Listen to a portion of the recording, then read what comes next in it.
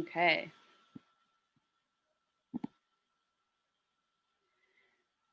So my name is Jessie. My name is Jessie Cow, and I am the current president for OC, the Ontario Society for Environmental Education.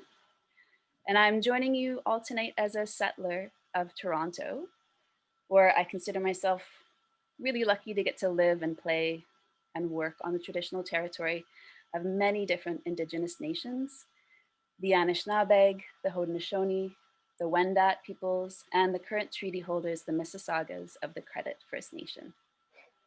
And in my role as a human, as a non-formal nature educator, and as an OC board member, I've been engaging in lots of ongoing learning about the history of this place and about the treaties that hold the container for our responsibilities as treaty people. And Toronto is on the Dish with One Spoon territory.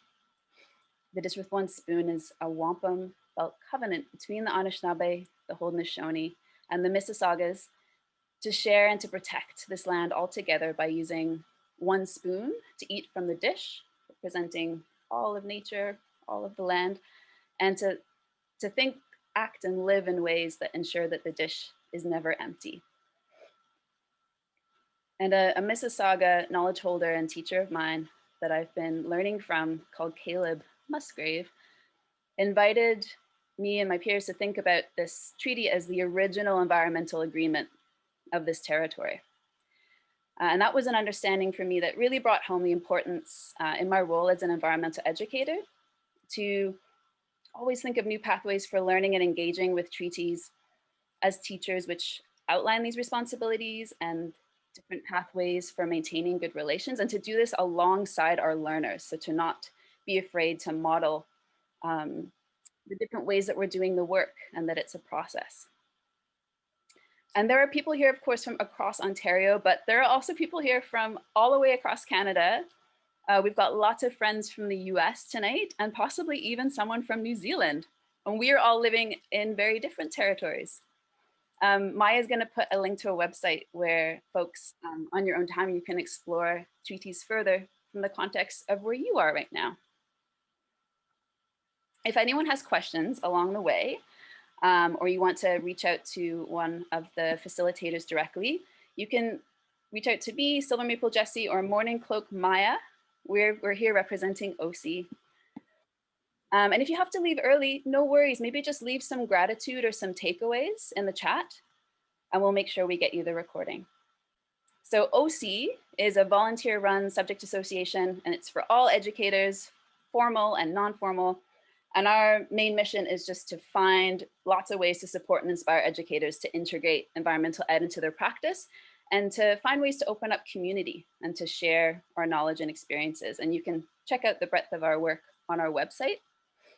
But we started running these online events called Interactions Live. And this means we're reaching out to our friends and that represent other amazing organizations like Green Teacher. And so I'm feeling very excited today to have Ian Shanahan here to share his knowledge and his storytelling. And just a little bit about Ian, he has a broad combination of passions: nature, art, education, and writing. And that is what led him to work as the editor for Green Teacher, where he's been for a few years now. And he's also been the co-editor of the Ontario Field Ornithologist newsletter. He's conducted biological surveys and professional workshops with an organization called Shrew, and worked across many seasons with Ontario parks. Spent time at Presqu'île, at Charleston Lake, doing all kinds of surveying, species at risk surveying, and as a naturalist at Algonquin for many years. He's also got a Bachelor of Animal Health and Education, and is a wonderful storyteller, I've heard. And he's here tonight, of course, to dig into a very big topic that can be a very challenging one for us to unpack for our learners, and indeed between each other and our loved ones. It's really difficult to create the necessary time and space for this topic, and to find ways to frame it with hope and solutions-oriented thinking. And this is how to teach kids and teens about climate change. Thank you, Ian. Over to you. Oh, thank you, Jesse and Maya, and everybody from the OC community, and to everybody who is joining us from multiple latitudes, time zones, temperatures, seasons. Our friend in New Zealand is joining us from the summer. It is most certainly not summer where I am based on the north shore of Lake Ontario in the traditional territory of the Mississauga people. It was, how can I describe this, slushing today. I don't know if that's a verb, but it is now.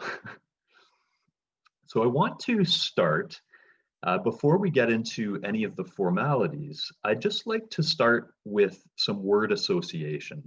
It's by definition phrase association, because climate change by definition is a noun phrase for any English geeks out there. And I assure you the word geek is a favorable term in this community, and I think should be in all communities. So climate change, word association, particularly with a focus on emotions, how it makes you feel, how it makes your students feel. You can just share in the chat box, and I'll just read out as they pop up. You can also look on the chat box, and we'll just get a general sense of that word association, that phrase association, and try not to think too much about it, just whatever pops into your mind right away. So we're starting to see a theme here right off the bat. So we have overwhelming, yikers, worried, overwhelmed, fear, anxious, overwhelmed, complex, powerless, destruction, scary, the future, partisan, hopeless, big oof, political, worried, concerned, important, panicked, Greta Thunberg, change, anxious. There's certainly a wide variety there. If you had to really boil it down into positive, negative, we have a lot of emotions that are more on the negative side, emotions that give us that pit in our stomach. And I can certainly relate to that. I've gone through periods where it has felt incredibly overwhelming and I've wanted to shut off. And for anyone who's read about the psychology underlying climate change and denial of climate change in particular, you're quite familiar with that point at which people shut off. If you're so interested, the book Don't Even Think About It by George Marshall is a wonderful reference. So we're going to unpack some of these emotions.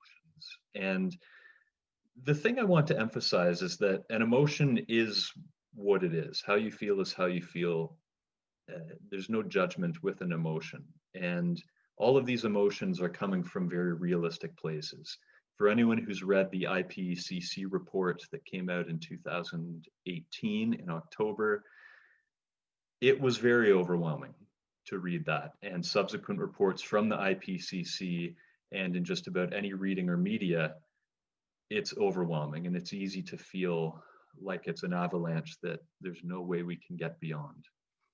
There is a lot of wonderful literature out there, fortunately, that speaks about the very real solutions that are there that can be leveraged within this 8 to 10 year period that the IPCC has identified as the critical time period for making the necessary changes to reach ideally the 1.5 degree Celsius temperature rise above pre-industrial levels, although the 2 degrees Celsius rise, some experts are saying is more realistic, and others still are saying that 2.5 is more realistic. But my point is that those solutions are there and they're very real and they've been costed and they've been quantified. And I want to focus on solutions-oriented thinking today, both with students of a really young age, primary, junior age students, and also teens. But we're going to start with a story. And hopefully, as any good story can do, it can transport you to another place, if for just a very short time, and put you into a different mindset. So I'm going to share my PowerPoint screen here because there is a visual component to this story, and we will begin with this. There is a method to the madness, I assure you. So if you're wondering, what is Ian telling a story about this particular topic for, trust me, it will all make sense.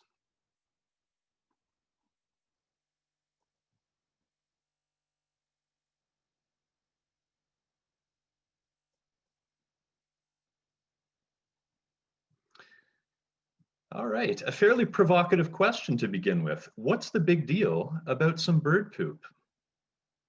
You will find out soon. But first, we must wind back the clock, specifically to August 29th, 2003.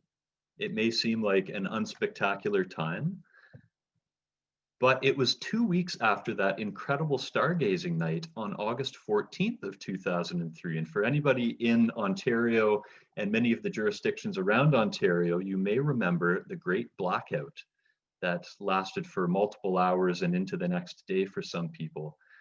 I was working at Presqu'île Provincial Park at the time, and I was preparing a slide-based program using actual slides, the ones that go and I required electricity to deliver that program, and that was not an option that night.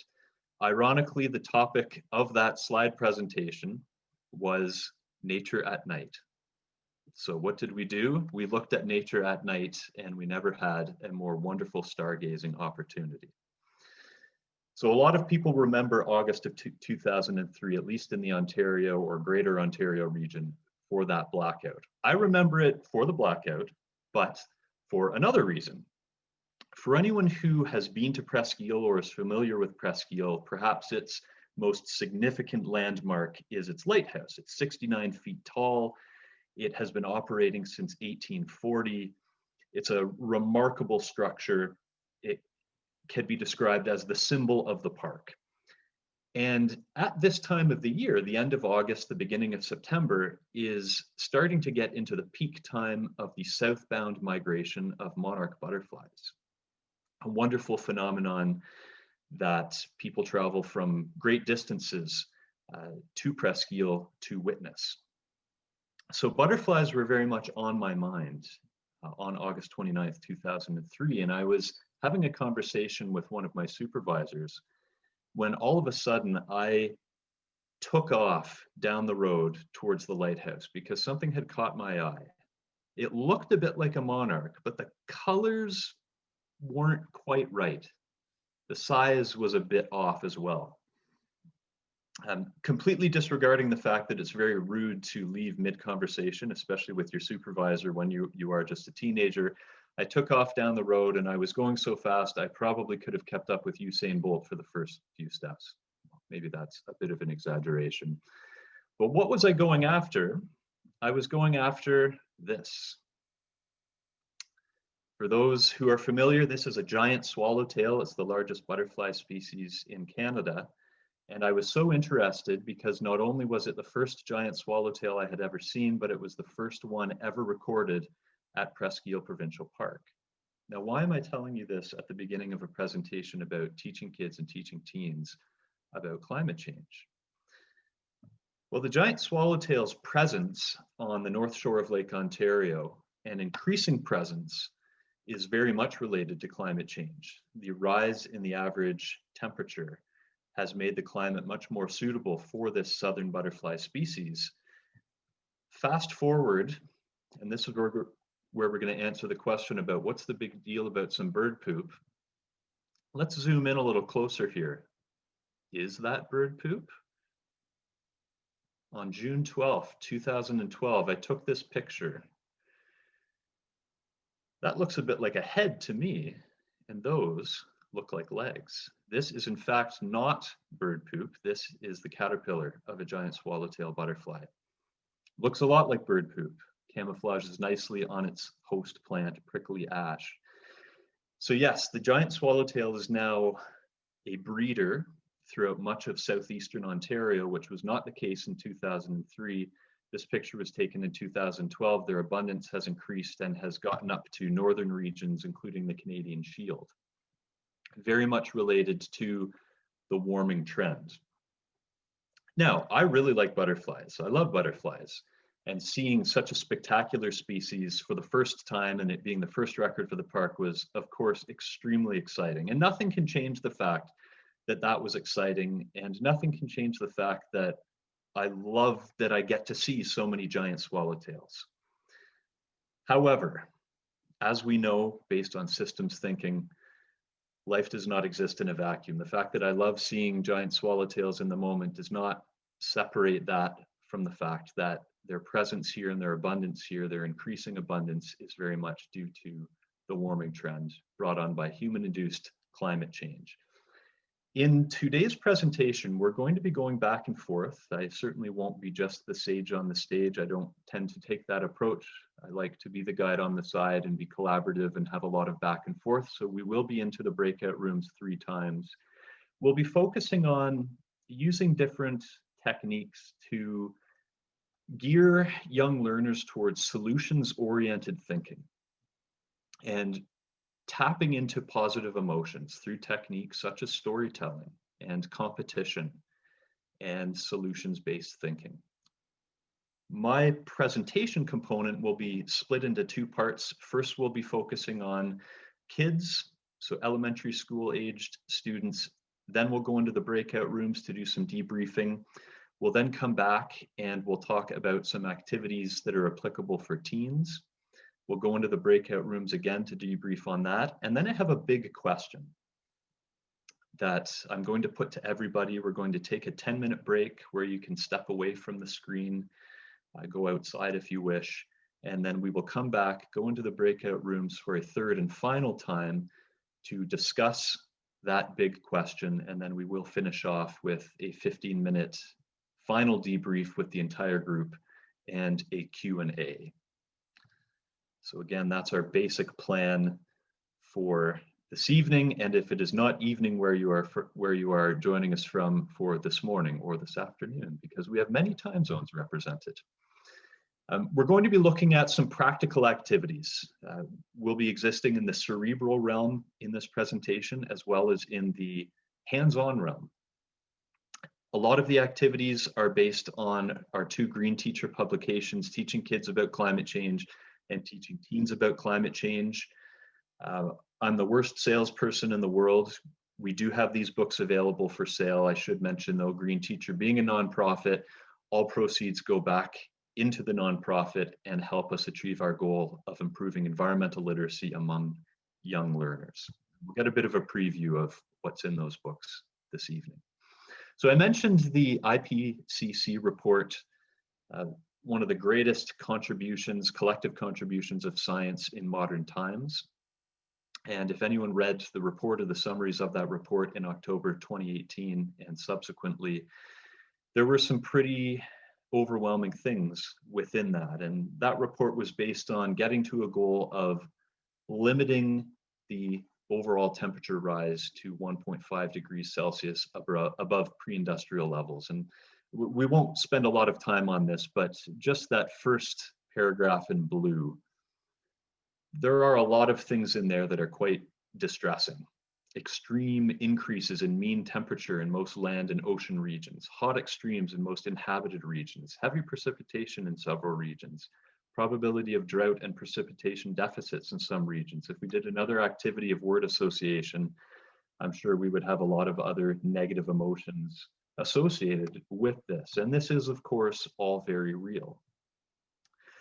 However, we also have to keep in mind the guiding principle that has been shared by folks like David Sobel: no tragedies before 4th grade.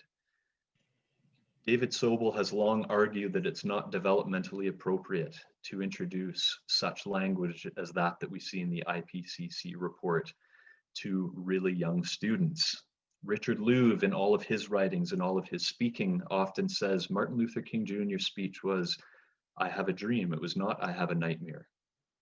And focusing on what we can do and what is within our control, and creating positive learning experiences that are associated with the innate curiosity that all young people and all learners have, that's really what we're going to focus on. So we'll look at 2 activities from our Teaching Kids About Climate Change book. And we'll circle back to my story about giant swallowtail butterflies. And as I mentioned, I love the fact that I get to see these butterflies now on a regular basis in the warm season, even though the reason that they are here is largely because of the warming trend in the climate. Well, what happens if students come up and they say something similar to you? Well, you know, I love butterflies, and I now get to see this large, beautiful species, and it's coming to my garden at home. Do we want to say to our kids, yes, but that species is only here because of climate change. Or maybe a student comes in excited and says, I just saw a possum for the first time. And that was an experience that I actually had recently. Uh, I had never seen a possum living where I live, at the latitude where I live. And again, partly due to climate warming, possums can now exist year round in the area where I live, which was not the case even 10 years ago. And a lot of people think it's really neat to be able to see the only marsupial in Canada. It is interesting. So how do we deal with that while still connecting these positive associations with the larger systems thinking? And how do we do this at a developmentally appropriate level? So one of the activities begins with this very provocative question: is climate change good for us? And you can start an activity like this by asking students, what are some benefits only in your life or in your specific situation to a warming climate? And you can elicit their responses, and you might get responses like, well, I really like warm weather because then I get to go to the beach with my family. And that's a wonderful experience. And we certainly don't want students thinking about going to the beach with their family to be associated with guilt or shame. We know that those emotions are not effective, and they certainly don't help us educate our students about something as critical as climate change. So elicit their responses and hear these very real things. To guide them even further, you might provide an activity sheet like this, which is also included in the book, and break it down into bite-sized pieces. What are some specific effects of climate change? More rainstorms or snowstorms, less rainfall and snowfall, more sunshine, I mentioned, less sunshine, higher daytime temperatures, lower daytime temperatures, higher wind speeds, and other changes. And you'll get a variety of responses to these types of questions. And it's important to start with just, how would it affect me? Getting primary and junior age students, how would this affect you in your life? And you'll get a great variety of responses. Where it gets interesting is the second question in the chart. And this, it's effective to have students discuss with fellow students, perhaps in small groups of 3 or 4. How would it affect things around me? So sure, those additional days at the beach might be great. Additional days without rain might be great. But what about people in different walks of life? And this is where you can introduce, what about the farmer? How would the farmer feel if they didn't get the amount of rain that's required to grow their soybeans or their corn? And with prompts like this, you can generate a really engaging discussion whereby students aren't feeling guilty about the things that they like, because they like those things for very legitimate, unselfish reasons, but you're also getting students to think about the bigger picture, and that what's beneficial for one person isn't necessarily beneficial for another person, but without making them feel bad about liking something that they like. This next activity isn't so much associated with the positive aspects of climate change or limited aspects of climate change in individual lives. This is associated with creating positive emotions in the process of learning and in participating in this activity. This activity by Sashi Kaufman, one of the more popular activities and a much requested activity. We get a lot of calls about this specifically. Just to go through the instructions briefly, and this is a great one to do outside, and it can be done in all seasons, and especially at this time of physical distancing, these types of outdoor activities especially useful. So you're going to draw 2 concentric circles, and this can be done in any which way. If you're doing this on sand, you can just draw the lines in the sand. 2 concentric circles, the smaller one, which goes in the middle, maybe a 1 meter diameter, and then the larger circle that goes on the outside, a 5-meter diameter. And then you are going to appoint some volunteers. In round 1, you are going to appoint 2 students to be CO2 molecules, and they must remain static. They must keep their feet planted, and they are going to position themselves somewhere within the space of the larger concentric circle. The smaller concentric circle, as you may have guessed, is the Earth. and the space beyond that within the larger concentric circle is the Earth's atmosphere. And these two CO2 molecules are static in the Earth's atmosphere. What about the other kids? They are the sunbeams. The sunbeams that first start outside the Earth's atmosphere. They then enter the Earth's atmosphere, and the goal of each round of this activity is that the sunbeams have to tag the Earth so they can touch it with their foot or their hand, and then they have to escape outside the Earth's atmosphere without getting tagged by the CO2 molecules. Now you can probably imagine round one, you've got two students acting as CO2 molecules, their feet are planted. It's going to be much easier for your sunbeam students to enter the atmosphere, tag the Earth, and escape beyond the Earth's atmosphere. But then we are going to add a few more CO2 molecules.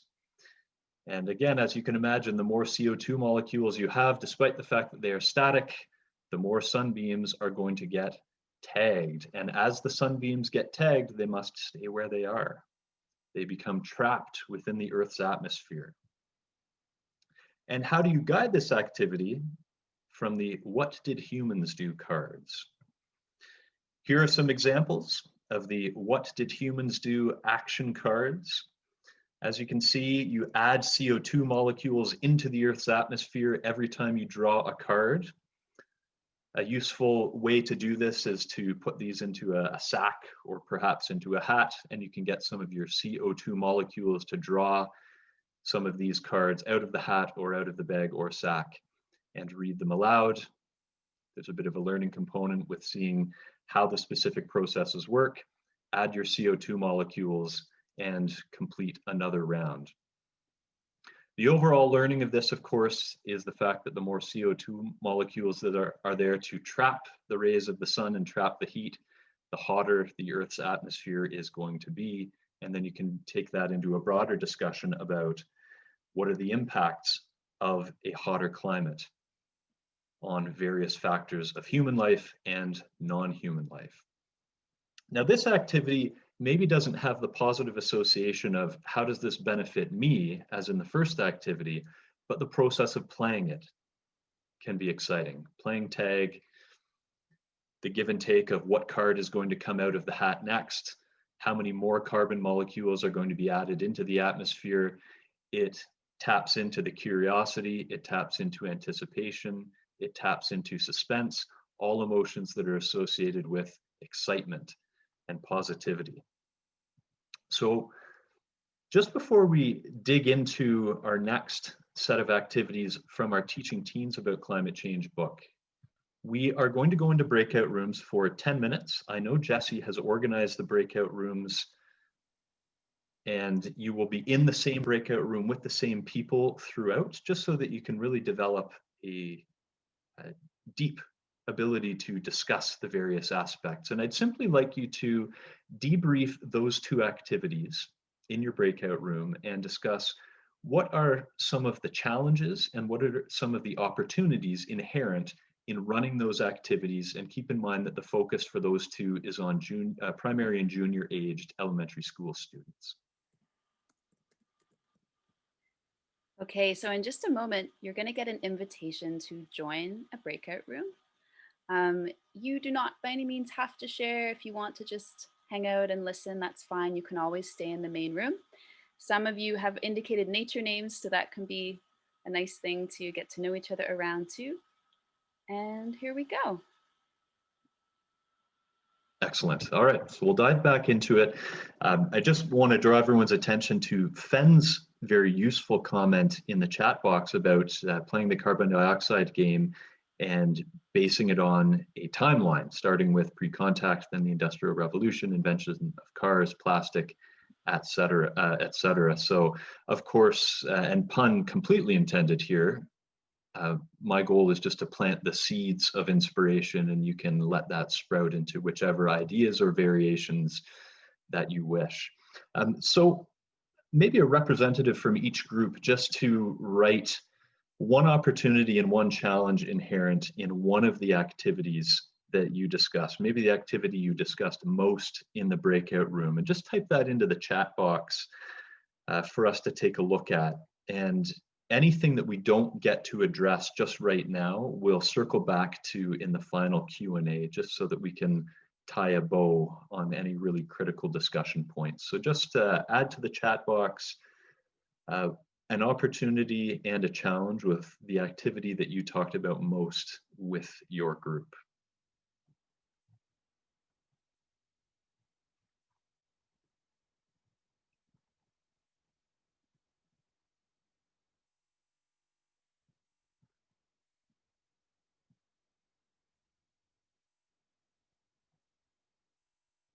Yeah, so using pool noodles for tag, we are in a world where physical distancing or social distancing, no one really knows which of the two terms we should use, but one of the two, yes, we have to be 6 feet apart. Pool noodles happen to be approximately 6 feet and they're soft. So wonderful, very practical on the ground idea. Just as people are typing their ideas in, while everyone was in the breakout rooms, Jesse and I were just discussing the idea of pluralistic ideas existing together, and that fits with the fact that, hey, it might be nice that a particular species is in your area because of climate change and you like seeing that species, but it doesn't change the fact that it is there because of this larger process that has a lot of negative consequences. The two ideas don't have to be opposed. They can exist together. I like seeing giant swallowtails. I'm also concerned about the impacts of anthropogenic climate change. And the discussion doesn't have to get into any of those emotions of shame and guilt. The two can certainly coexist. All right, an opportunity that Stephanie Eastern Hemlock, wonderful tree, get kids thinking about positives for solutions. And we'll definitely pick up on that, especially as we talk about teens and getting into solutions-oriented thinking. The question of, is it good for us, could minimize voices of marginalized communities. And that's a very important point. And maybe the word good isn't the word to use. Maybe a word like beneficial, a little more specific. So a really interesting point there. With the concentric circle activity with the carbon dioxide game, make circles with string and have students help to pull into the circles. You get initial buy-in from students and engage during the setup. So if you have a group that has difficulty getting engaged from the outset, that's a great way to get them engaged. So thank you, Bailey, for that. For the first activity, liked by most because it wasn't a downer. Yeah, and that's the idea. Even though there is a broader process at play that has a lot of negative associated with it, there are some byproducts of it that are positive. And it also, of course, with the systems thinking and connections to the world around them. Next, we have Anna Gacko, the opportunity to customize and adapt the greenhouse gas game depending on your circumstances. Of course, the number of action cards you can have, make them locally relevant. That's a wonderful idea and always recommended. You know, we talked about David Sobel before, place-based learning, learning from your own backyard, making it local, very effective. An opportunity in activity number one, getting into the emotion gets kids thinking outside of learning. I'm sure many of us in this crowd have learned about the impact of attaching emotion to learning. That's one of the great fundamentals of nature and heritage interpretation. There's a great article by his name escapes me, Cal Martin is his name, called Hearts First, Then Minds. A challenge of the first activity, thinking outside the self at a young age, and depending on exactly how young, that certainly can be a challenge. And it is harder to bring to mind things that they can't see that might require more prompts, more examples from your life. You might say an example like the one I gave about the giant swallowtails. Who else likes to see butterflies? Well, I like to go to the beach. Who else likes to go to the beach? Yes, the challenge of no tragedy before fourth grade.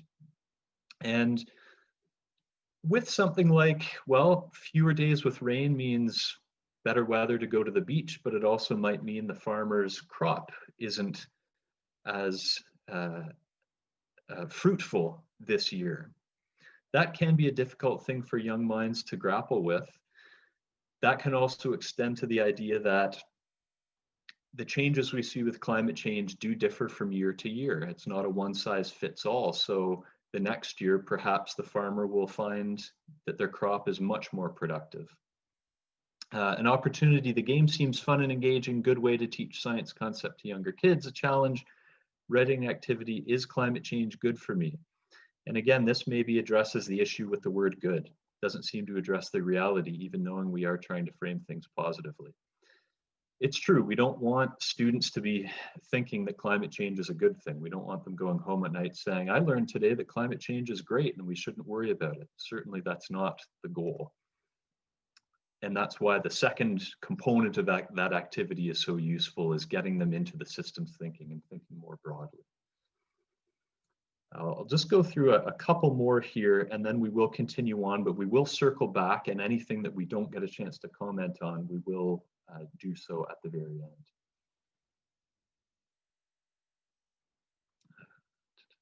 end. Insects active earlier benefits frogs, but not birds. So getting them to think beyond humans, very useful. Migratory times are not aligning now with the times of insect emergence, particularly from aquatic environments. So anything we didn't get a chance to comment on, we will circle back on. But I would like to move on to talking about activities that pertain to teens. And I'll just add the name of the author of the Hearts First, Then Minds article. It is Cal Martin. You should be able to find him. He is with the National Association of Interpretation, the NAI. All right, so I will share my screen once again, and we will talk teens.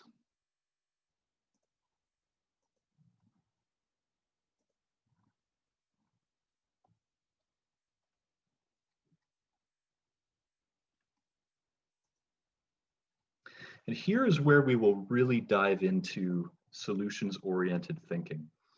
Some of you may be familiar with a book that came out in 2017 called Drawdown, and it's based on Project Drawdown. You can check it out, projectdrawdown.org. And what they have done is they have taken 80 different solutions to reducing climate change or reducing global warming and taking carbon out of the air and other greenhouse gases. And they have quantified them based on probability, political probability, and palatability, based on cost.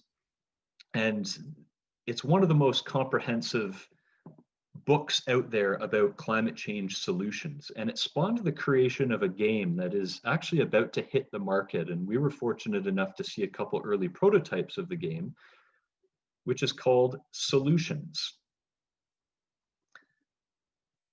The game is based on Project Drawdown.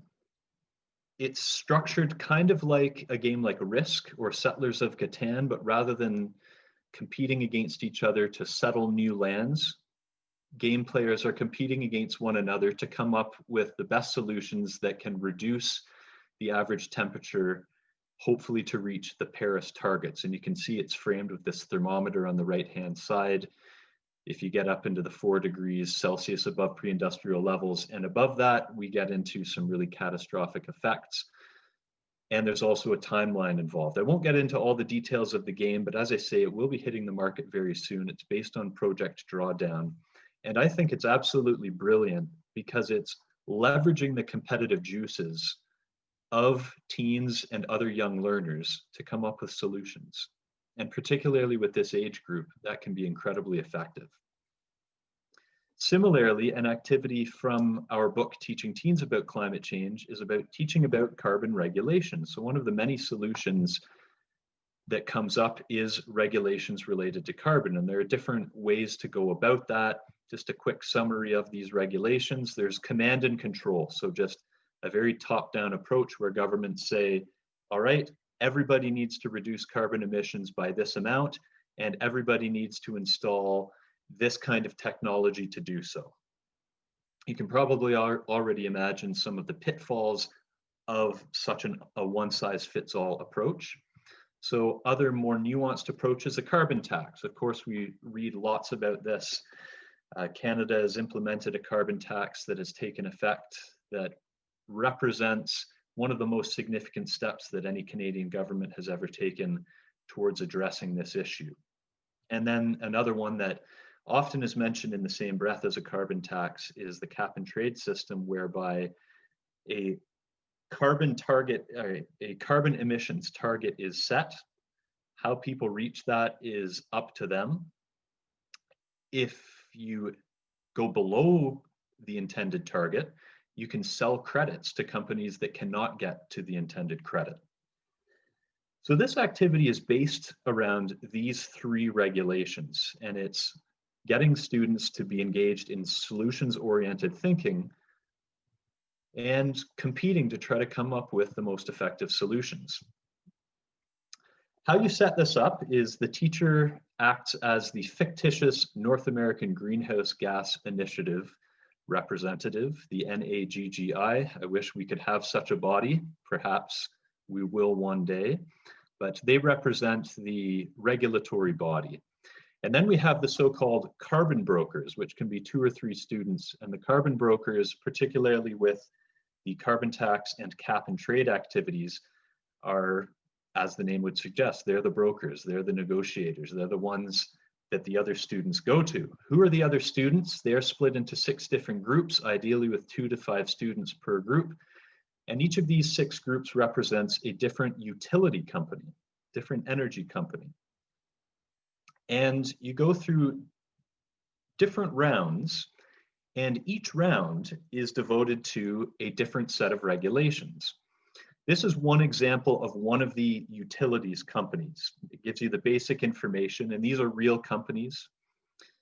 It gives you ideas about when they were formed, the number of CO2 emissions per year, some of the particulars about costs associated with different initiatives. It's basically a cheat sheet about that company. So get the students into groups, get them oriented with the company. They might have questions.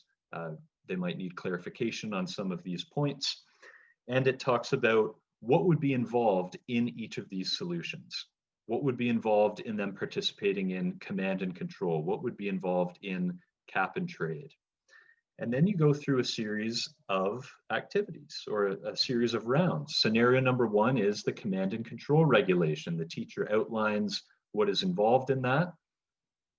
The carbon brokers aren't heavily involved in this aspect, but each group has to look at what would command and control mean for my utility company?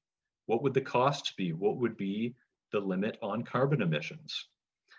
After that round is done, you reset and you try scenario number 2, the carbon tax. What would a carbon tax mean for my organization? So again, the teacher sets the terms of the carbon tax, and then each group looks at what would a carbon tax mean for them.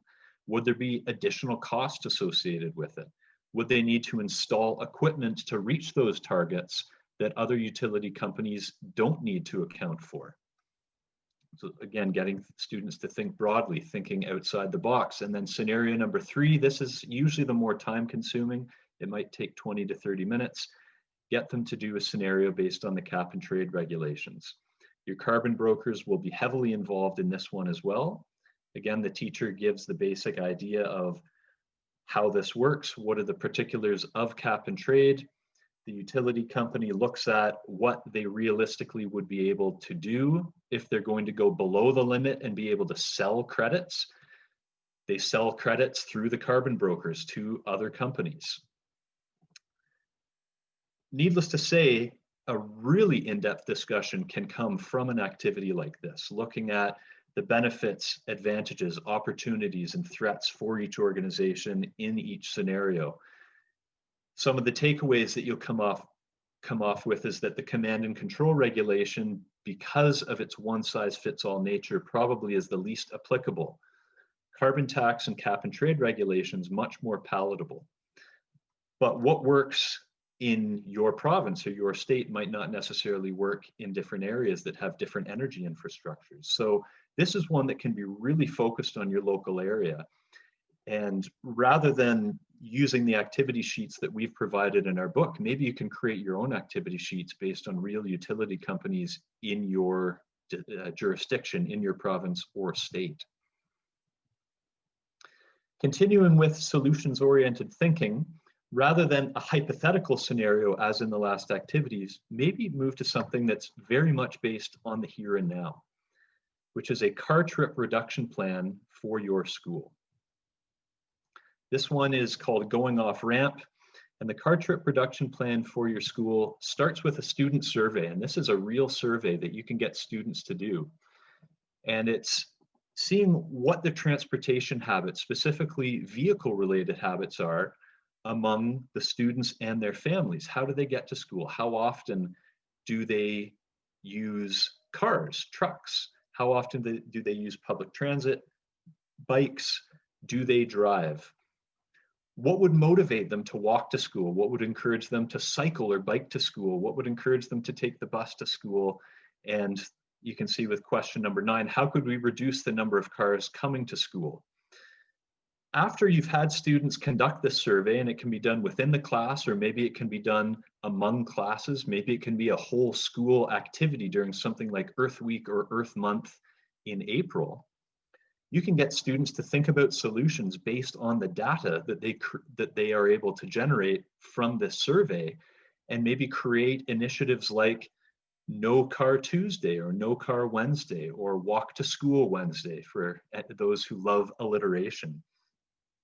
The discussions and the solutions that can come out of a very real data set can be very empowering for students, because it's something that they're seeing and measuring in real time in their lives, and they can implement solutions that they can also see in real time, and they can start to quantify the reductions in carbon emissions based on the reductions in the number of cars that are going to and from their school on a daily, weekly, or monthly basis. So you can imagine all kinds of great opportunities for, again, pun totally intended, branching off and adapting this to your own individual context. So, we'll go back into the breakout rooms for 10 minutes, and same question, what are some of the opportunities and challenges with those 2 activities or variations on those activities with middle school students and teens, young learners who are in the sort of adolescent stage? And then we will come back, we will debrief on that, and then we will discuss a big question that I will get you to move away from your screen to discuss. But first, breakout rooms to debrief on these 2 activities.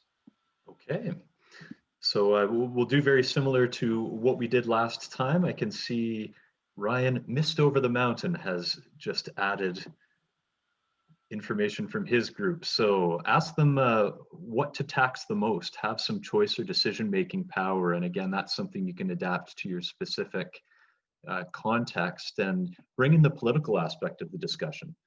There's a great degree of political risk associated with the word tax. And that's something really important to consider. There's a great book by Mark Jacquard that came out in February of last year called The Citizen's Guide to Climate Success. And he talked about how in 2008 he advised then Canadian Liberal leader Stéphane Dion about the political viability of proposing a carbon tax at that time. And even though it was a good idea, it was politically costly for him. Another government got in. There was very little attention paid to climate change, and emissions went up. So broader level thinking, again, can be added into that. Just as others are adding their feedback, a point that I missed in the follow-up discussion from the last breakout room is that the climate change question very much does come from a place of privilege. If folks are coming from an individual or a family context where everyday challenges are more essential, then thinking about climate change is something from a place of privilege. And though addressing that discussion with younger students itself is perhaps not developmentally appropriate, it's certainly something to keep in mind in terms of the language that you use and the approach that you take. And of course, that differs depending on the context that you are in. Some other useful notes that have come through, and again, thank you everybody for all the wonderful engagement here. An activity like getting students to think about solutions to transit to school certainly doesn't only have to happen at something like Earth Day. Of course, Earth Day being in April comes at near the end of the school year. In an ideal world, it would happen in September. Earth Day, Earth Month, Earth Week can be a galvanizing event, perhaps if you're just jump starting something for the first time, but yes, ideally in September is when that would happen. What about in locations where walking or even biking to school is pretty unrealistic for most students in a lot of rural areas. Very important point. Perhaps direct discussions in a case like that to solutions like carpooling. Now, of course, the COVID aspect of that comes into the discussion. So what are some other solutions that can be used? Okay, a few more have come in. With the board game, opportunity, this can act as a cross-curricular activity. Yes. For those in the States, next generation science standards, cross-cutting concepts, a big part of that framework. And even if you're not in the States, it's really worth checking out next generation science standards, NGSS. I'll just add to the chat box. Yeah, multiple lenses, science, economics, politics, policies, political viability. Leslie Marshland is saying, in my community, the car trip reduction plan would be a challenge at this time. Yes, COVID reality, carpooling, not a viable alternative, at least for the next few months in many jurisdictions. Parents are encouraged to drop off and pick up their kids from school so that fewer students ride the bus. For sure, and that again speaks to the adaptability and the need to adapt these activities to the realities of your area, and perhaps even adapting a questionnaire to the realities of your area so that students don't see 5 brick walls and barriers right from the outset. All right, Corey has written in use of specifics within the activities, surveying students for data about their real lives, open-ended possibilities for brainstorming solutions. The challenges, emotions associated with stigma of who can be left behind with any proposed solutions. And that's where the equity discussion is incredibly important to bring in right from the beginning, and hopefully that has been added to the framework of learning right from the beginning of the school year or the class or the semester. Is this might be good for one cohort, but not good for a lot of other cohorts, or getting away from the word good, beneficial. Mm. Adapting the car trip reduction plan to things that are actually relevant to your area for sure. Draw down a great resource, solutions grouped to all kinds of different categories. Absolutely.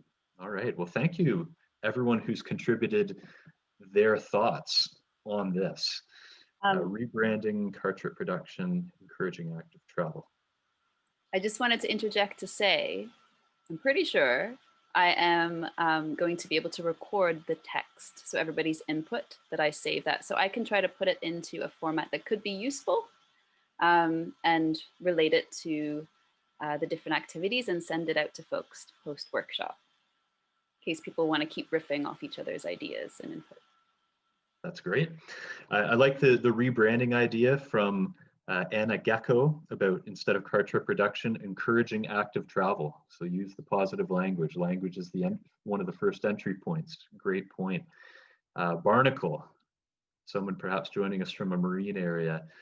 Definitely appropriate for classroom when you see the students a lot. How do you adapt it for informal settings when you have limited time for students? So this is activity dependent. So the board game, that's something that you can use with students when you see them only in a short time.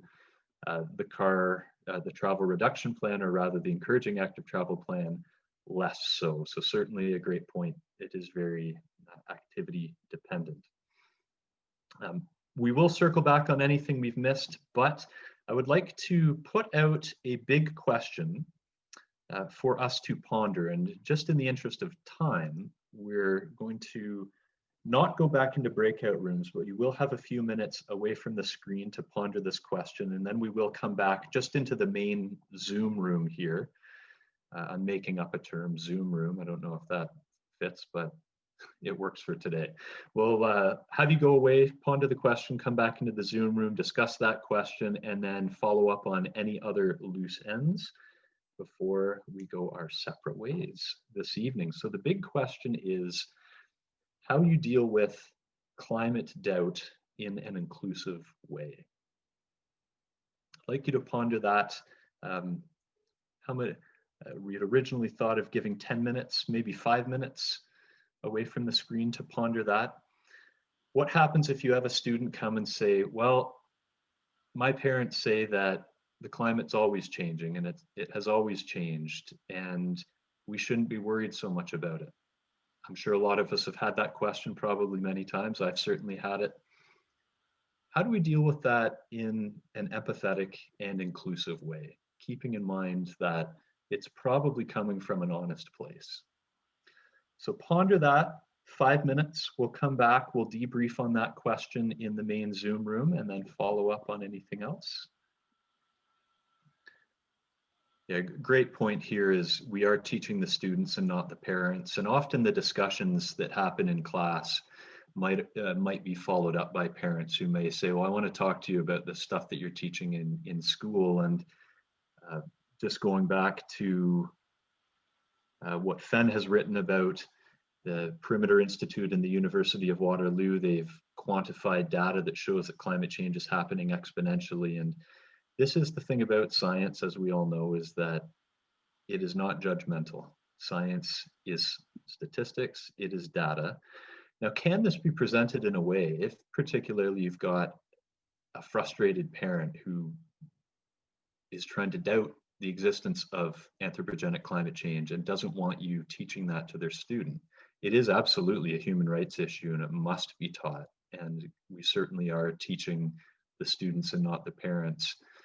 One potential approach is saying, look, I understand your concerns, and honestly, I wish, I hope that it's wrong. I wish all the models would be wrong, because we can find some common ground in the fact that not having to face climate change is in everybody's best interest, you, me, and everybody else. And that's a way to find that small amount of common ground, which is so essential in these types of discussions.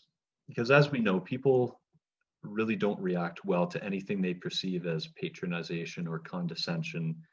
And even your best efforts not to sound patronizing or condescending and just giving objective facts can still be perceived as much. So finding those opportunities to find common ground.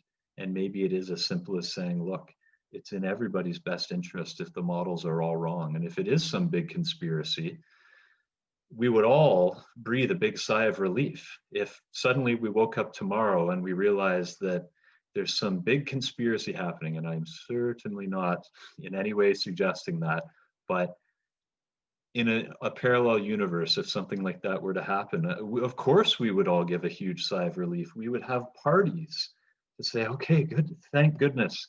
That's one issue. We can put our focus now on plastic pollution in the ocean more, or biodiversity loss. We don't have to worry about the amount of carbon in the atmosphere. And finding that common ground just by saying, I wish we could all have this common outcome, might be an entry point. Some questions about resources, again, we'll definitely include those in the follow-up. And of course, if anybody has ideas, feel free to add those to the chat box.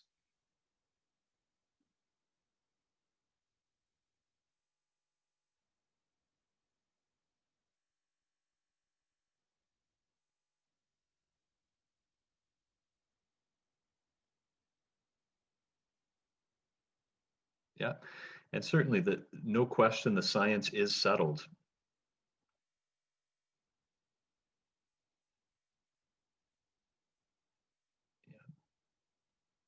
Yeah, and I should clarify based on one of the points here that engaging in a discussion with someone who is doubting climate change and hearing them out, even though you are still going to get to the end point in the discussion that, look, the science is in, this is a human rights concern, this is the truth, these are the facts. As an educator, I have to present the facts.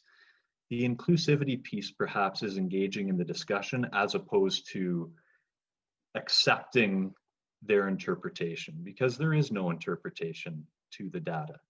Accepting why they maybe are predisposed to having these doubts, understanding where does that come from, that's where the inclusivity piece comes from. But the end point is still, the science says what it says, and we have to react to that. And it, for many reasons, environmentally, human rights perspective, we have to react to it. So I hope that adds some useful clarification. Overall, by still getting to the end point that the science is settled, is still part of an inclusive discussion. All right, well, that brings us to 9 o'clock. I'm happy to stick around if anyone would like to chat further. And we'll certainly share these ideas in the follow-up. I'd like to thank again Jesse and Maya and the OC team for this opportunity to share with fellow educators, which is something that a lot of us have not been able to do in person this year. And I'm very thankful for software like Zoom to allow us to engage in a community like this and engage in enriching discussions that deserve a lot more time, as I'm sure you would agree. So thank you to the OC team. Thank you, Ian. We're so happy to have you.